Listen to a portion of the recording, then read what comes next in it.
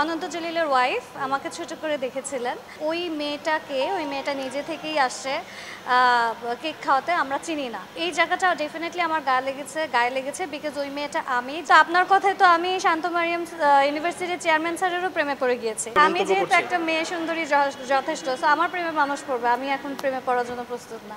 আরও এরকম টাইম লাগিয়ে মানে তারপরে আমি প্রেমে পড়ি। এক্সট্রিম লেভেলের single, of course I don't have a problem. মানে বুড়া না হলেই হলো, যার টাক থাকবে, বুড়ি থাকবে, নয়তো আমার বলবে সুগার ড্যাডি নিয়ে চলছি। তো I don't want that. Course যে সিঙ্গেল, আমি শেয়ারিং এ কখনোই বিশ্বাসী না। আমাকে একটু ছোট করে দেখেছে আমার অনন্ত জলিলের ওয়াইফ আমাকে ছোট করে দেখেছিলেন।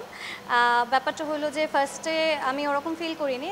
স্টেজে যাওয়ার পরে স্টেজে যখন আমাদের কেক খাওয়ানোর ব্যাপারটা ঘুরছিল তখন আমার কাছে নর্মাল লেগেছে। পরে যখন আমি নিউজে দেখলাম জিনিসগুলো, তখনও আমি অনেক ইন্টারভিউতে এটা বলেছি যে আসলে আমার কাছে ব্যাপারটা এরকম লাগেনি। ওনার থেকে আমি ওই টাইপের কোনো রিয়াকশন পাইনি। একটা হিরোইন বা যে হলো মিডিয়াতে আছে, তার সুগার না খাওয়াটাই খুব নর্মাল। সো ওই জিনিসটা আমার কাছে নর্মাল লেগেছিল। বাট খারাপ যে জায়গাটা লেগেছে সেটা হলো ওইখানে উনি একটা স্টেটাস দিয়েছিলেন যে ওই মেয়েটা নিজে থেকেই আসছে কেক খাওয়াতে, আমরা চিনি না।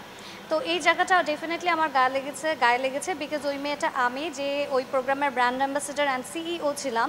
তো আপনি যখন একটা স্টেজে যাবেন, স্টেজে উঠে কারোর সাথে কেক কাটবেন, বা ইনফ্যাক্ট আমাকে ওখানে মাইকিং করে ডাকা হয়েছিল, আমাকে ওখানে ক্রেস্ট তুলে দেওয়া হয়েছিল। সো এগুলোর পরেও যদি উনি না জেনে থাকে যে আমি ওখানে কে ছিলাম, আপনি কার সাথে স্টেজে উঠছেন সেটাও আপনি জানেন না, then that is very sad. So আমি রিকোয়েস্ট করবো যে নেক্সট টাইম থেকে যখন কোনো প্রোগ্রামে কেউ যাবে তখন তারা যেন জেনে নেয় যে তারা আসলে কার সাথে স্টেজে উঠছে, কার সাথে কেক কাটাকাটি করছে, কাকে সে ক্রেজ দিচ্ছে, তাহলে জিনিসগুলো ক্লিয়ার হয়ে যায় আর কেউ ছোটো হয় না। ওই সময়টা আমার একেবারেই মনে হয়নি। না, পরবর্তীতে স্টেটাসটা দেখে ডেফিনেটলি আমার কাছে ছোট লেগেছে। আমাকে মনে হয়েছে যে আমাকে অনেক ছোট করা হয়েছে, সেটার জন্য আমি আমার একটা রিপ্লাই ভিডিও দিয়েছি। আপনারা অনেকেই ওটা কভার করেছেন। সো পরবর্তীতে এটা হয়েছে, বাট এটা নিয়ে আমার মনে হয় না যে আর খুব বেশি বাড়ানো উচিত। সো আমি কোনো স্টেপের কথা কিছুই ভাবিনি। আমার যতটুকু ক্লিয়ারিফিকেশন করার দরকার ছিল আমি ওটুকু করেছি, and that is it. So ওই ম্যাটারটা আসলে ওখানে আমি ভুলে যাওয়ার ট্রাই করেছি। ওটা তো ওই সময় আমি খেয়ালই করিনি। এখন তার মনে কি চলছিল, সে কি অন্য কিছু চিন্তা করে তার ফেসিয়াল এক্সপ্রেশন ওটা ছিল, নাকি আমাকে দেখিয়ে দিচ্ছিল, I actually don't know. But ওই টাইমে অন স্টেজ আমরা একটা সেলিব্রেশনের মুডে ছিলাম। সো সেলিব্রেশনের মুডে কে কোন এক্সপ্রেশন দিচ্ছে ওটা দেখিনি। সো আমি আবারও বলছি, at that point of time, ওই মোমেন্টে আমি আসলেই ফিল করি নাই যে এই টাইপের কিছু ছিল। বাট পরে স্টেটাসটা দেখে আমি অনেক ইনসাল্টেড ফিল করেছি। I felt very down. আমাকে অনেক ছোটো করা হয়েছে, সেটার একটা সুন্দর রিপ্লাই ভিডিও আমি দিয়েছি। So I think that is it. মানে এই ভিডিওকে কেন্দ্র করে আমি কিভাবে পটাবো, আমি তাকে কেন পটাবো? মানে একটা married man, he has a good family, he loves his wife, আমি তাকে কেনই পটাতে যাব, কি কারণে পটাবো? মানে I don't have a reason for it. So এটা কেন কেউ বলছে আমি জানি না। মানে একটা কেক খাওয়ানোর জন্য প্রেমে পড়তে হবে? আমি ওই প্রোগ্রামের ব্র্যান্ড অ্যাম্বাসেডার। আমি ওইখানে অনন্ত জলিলকে খাওয়ানোর আগে ওখানে শান্ত মারিয়াম ইউনিভার্সিটির চেয়ারম্যান স্যার ছিলেন, আগে তাকে খাইয়েছি, তারপরে উনি দাঁড়িয়েছিলেন, ওনাকে খাইয়েছি। তো আপনার কথায় তো আমি শান্ত মারিয়াম ইউনিভার্সিটির চেয়ারম্যান স্যারেরও প্রেমে পড়ে গিয়েছি। সেই তার প্রেমে আরও বেশি পড়ছে। তো যাকে যাকে কেক খাওয়াবো তাদের প্রেমে যদি পড়া হয়, তাহলে একটা কেকের পিস আনছিলেন মেবি, আপনি আসেন সবাইকে খাইয়ে দেয়। আমি সবার প্রেমে হাবুডুবু খাচ্ছি। আমি যেহেতু একটা মেয়ে সুন্দরী যথেষ্ট, সো আমার প্রেমে মানুষ পড়বে, আমি এখন প্রেমে পড়ার জন্য প্রস্তুত না। অফকোর্স যে সিঙ্গেল, আমি শেয়ারিং এ কখনোই বিশ্বাসী না। ইনফ্যাক্ট আমি সবসময় বলি, এখনও বলছি যে I am totally not interested in married man. আমার কখনোই, I am in fact allergic to married man. আমার সাথে কেউ যদি ম্যারিড ম্যান ফ্রেন্ডশিপও করতে আসে, সেটাও আমি পছন্দ করি না। সো আমি কখনোই কারো সংসার ভাঙতে চাই না, নষ্ট করতে চাই না, আমার কোনো ইন্টারেস্ট নাই। সো আমি পছন্দ করি এমন মানুষ যে টোটালি আমাকে অ্যাটেনশন দিবে, আমার উপরে তার ফিলিংস থাকবে, এই দুই দিকে দিতে থাকবে। ইনফ্যাক্ট যার গার্লফ্রেন্ড আছে তার সাথেও আমি কখনো যাব না, because I don't like to share my things with anyone. Extreme লেভেলের সিঙ্গেল। না ভাইয়া, এটা তো মাত্র লাস্ট মান্থের কথা। এক মাসের ভিতর এমন কিছু হয়েছে না। আমাকে ইমপ্রেস করতে বা আমার প্রেমে পড়তে আরেকটু বেশি টাইম লাগবে আর কি। সো আমি দেখবো, শুনবো, কথা বলবো, আরও এরকম টাইম লাগিয়ে মানে তারপরে আমি প্রেমে পড়ে। অ্যান্ড আমি তো প্রেম করব না, আমি ডাইরেক্ট বিয়ে বিয়ে করব। হ্যাঁ, অবশ্যই চান্স আছে, আমাকে যে ইমপ্রেস করতে পারবে তার সাথেই আমার প্রেম করার চান্স আছে, তার সাথেই বিয়ে করার চান্স আছে। আর যেহেতু ইমপ্রেস করতে পারছে না এখনো কেউ, সো আমি সিঙ্গেলই আছি, এক্সট্রিম লেভেলে single, and that is that.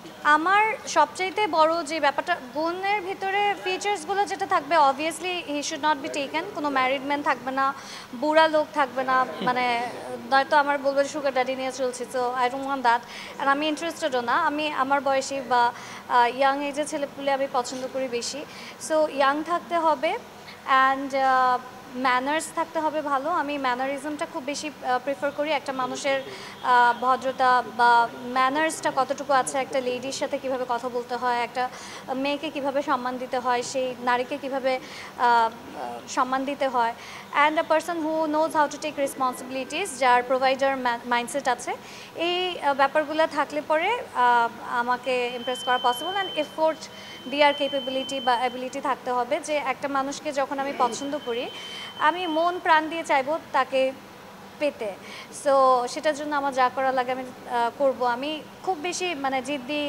বা কিছু ছেলে থাকে না ওয়ান ওয়ার্ড ম্যান, বা যেটা চাইছি সেটাই আমি পেয়ে ছাড়ব, যাকে চেয়েছি তাকে আমি পেয়ে ছাড়বো, গিভ আপ করবো না, এই টাইপের ছেলে আমার পছন্দ। সো যে ওই জিনিসটা করবে, আমি যখন দেখবো কেউ এফোর্ট দিচ্ছে অনেক বেশি আমাকে পাওয়ার জন্য, বা অ্যাটলিস্ট এক্সপ্রেস করছে ওভাবে করে, যখন মনে হচ্ছে যে সে আসলেই আমাকে এমনি মানে প্রেম করার জন্য চাচ্ছে না, আমার সাথে মানে লাইফ স্পেন্ড করার জন্য চাচ্ছে, তখন আমি ডেফিনেটলি তার প্রেমে পড়বো। দেখেন ভাই, ইনকাম তো একটা ছেলের যত থাকবে ততই ভালো, আমাদের তো অনেক শখ আহ্লাদ আছে, সো আমার কোনো এরকম সেট একটা লাইন নাই, যে বেঞ্চমার্ক নাই কোনো, যে এত টাকা ইনকাম থাকতে হবে, যত বেশি থাকবে তত ভালো, আমাদের সংসার তত সুন্দর হবে। আমার যদি তার সাথে ছেলে মেয়ে হয় তাহলে তাদেরকে আরও বেটার লাইফস্টাইল আমরা দিতে পারবো, সো ওই ক্ষেত্রে আমার কোনো বেঞ্চমার্ক সেট নাই।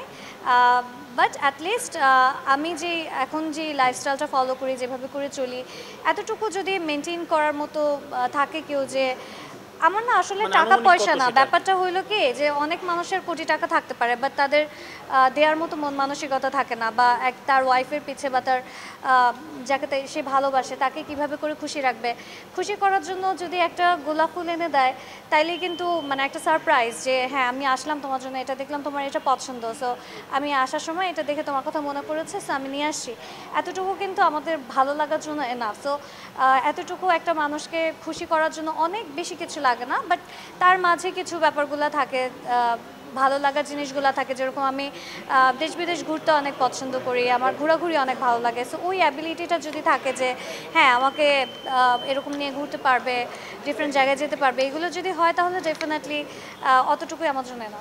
আমার রাজশাহীর ছেলে, আমার চিটাগংয়ের ছেলে, আর ঢাকাইয়া ছেলে অনেক পছন্দ, মাঝে মাঝে সিলেটিটা আসলে আমি নট শিওর, সিলেট জায়গাটা আমার সুন্দর লাগে, বাট ছেলের ভিতরে আমার রাজশাহী, চিটাগাং আর ঢাকাইয়া পোলা ভালো লাগে। Of course I don't have a problem, মানে বুড়া না হলেই হলো, যার টাক থাকবে বুড়ি থাকবে এরকম আমি চাই না, বাট জুনিয়র ছেলে I don't mind, I like junior guys, আমার ভালোই লাগে, দে আর ক্রেজি, ওদের ভিতরে একটা বাচ্চামি আছে, কিউট লাগে আমার, সো নট আ প্রবলেম। এই যে আছে না বুড়া লোকগুলো আসে, যে টাক আছে, তারপর বুড়ি আছে, এগুলো মানে আমার পছন্দ না, আমার I like young guys. I don't care, মানে তার যতই পয়সা হোক, it doesn't attract me, আমার ভালো লাগতে হবে।